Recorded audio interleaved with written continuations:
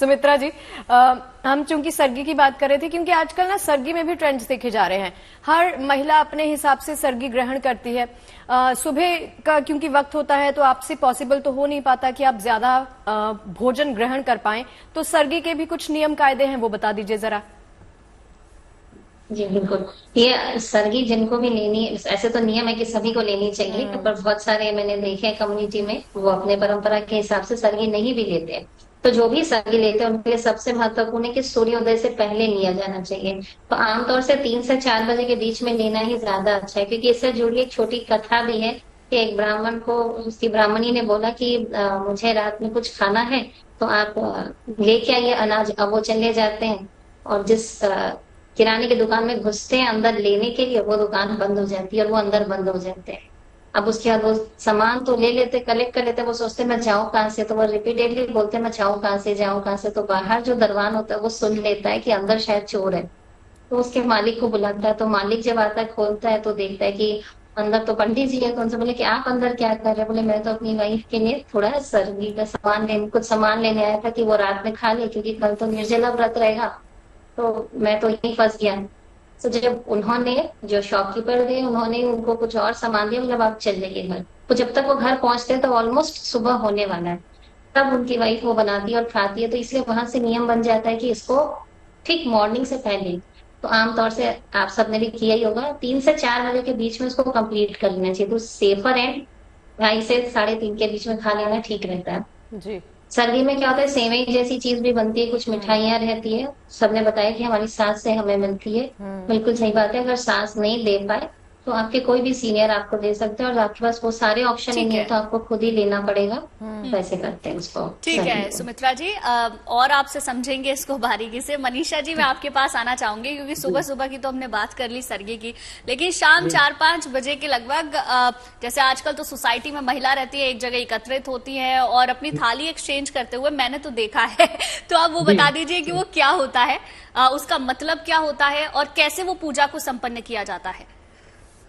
देखिए, करवा चौथ भी जैसे अभी सुमित्रा जी बता रही थी कि अलग अलग कम्युनिटीज में अलग अलग तरीके से मनाया जाता है। तो मेजरली जो है वो करवा चौथ का त्योहार थालियां बटाकर ही आपस में जो है वो करती हैं सुहागनें। लेकिन कई कम्युनिटीज में सिर्फ कथा जो है वो सुनी जाती है। आप अपने अपने घर में जो लोग करते हैं वो कहानी जो है वो सुन लेते हैं।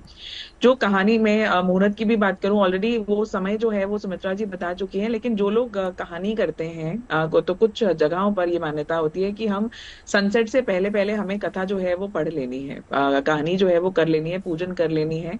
तो उसके लिए जो शुभ समय है आज वो रहेगा 4:18 से लेकर 5:30 का, क्योंकि उसके बाद जो है वो सनसेट हो जाता है 5:36 से। तकरीबन जगह जगह से डिफर कर रहा है, तो मैं दिल्ली के अकॉर्डिंगली बता रही हूँ कि 4:18 से 5:30 के बीच आप कहानी जो है वो सुन सकती हैं।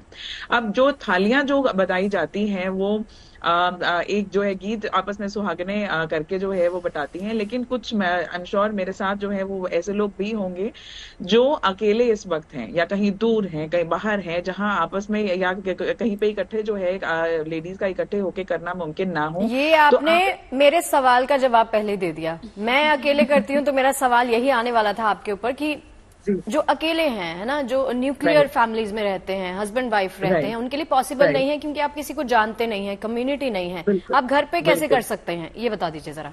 अच्छा, अगर आपके यहाँ रिवाज थाली बटाने का है हाँ। तो आप बिल्कुल ये कर सकते हैं कि जैसे आप अपना करवा रखेंगी, आप एक करवा माँ गौरा के नाम का रख सकते हैं। आप सबसे अच्छा। शुभ है कि आप माँ गौरा के साथ जो है वो थाली बटाइए।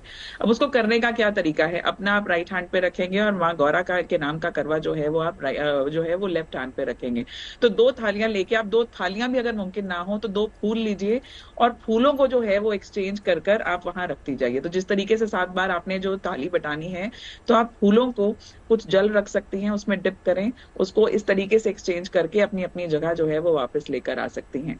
अब जो लोग कहानी सिर्फ सुनते हैं, तो वो चाहें तो यूट्यूब पर सुन सकते हैं, लेकिन एक बात का खास ध्यान रखें कि जब हमारा ध्यान है ना पूजा करते वक्त, तो सिर्फ पूजा में ही होना चाहिए। उस समय कोई कॉल आ रही है या कुछ आ रही है तो उसे डिस्कनेक्ट कर देना चाहिए। एक और बड़ी इंपॉर्टेंट बात मैं शगुफ्ता जी अगर आप अलाउ करें तो मैं शेयर जी करूं। जी प्लीज। मैं त्योहार से जुड़ी, बिकॉज सरगी की ना हर जगह हर घर में अलग अलग मान्यताएं हैं। कुछ कहेंगे कि हमारे यहाँ होती है, सुमित्रा जी ने बहुत ब्यूटीफुली उसे एक्सप्लेन किया। सरगी करनी चाहिए, बिकॉज सरगी जो है वो एक तरीके से आपकी सास आपको इजाजत देती है, क्योंकि हमारे पति की लंबी उम्र अगर हमसे पहले से कोई मांग रहा है तो वो हमारी सासू माँ है, जो चाहती है कि मेरा बच्चा जो है वो सेहत अच्छी रहे, जिंदगी में ग्रो करे।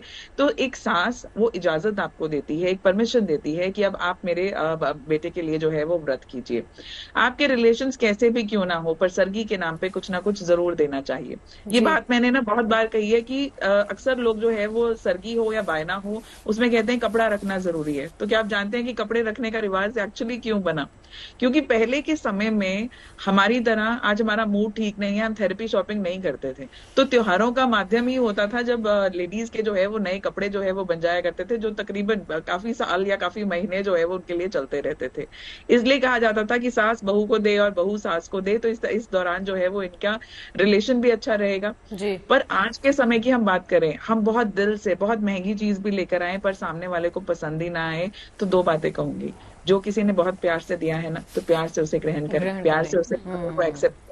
और अगर आपको लगता है कि सच में जो है वो मेरी बहू की या मेरी सासू माँ की चॉइस हमारी आपस में मैच नहीं करती, तो प्लीज शगुन रख दीजिए, उसमें कोई मनाही नहीं है।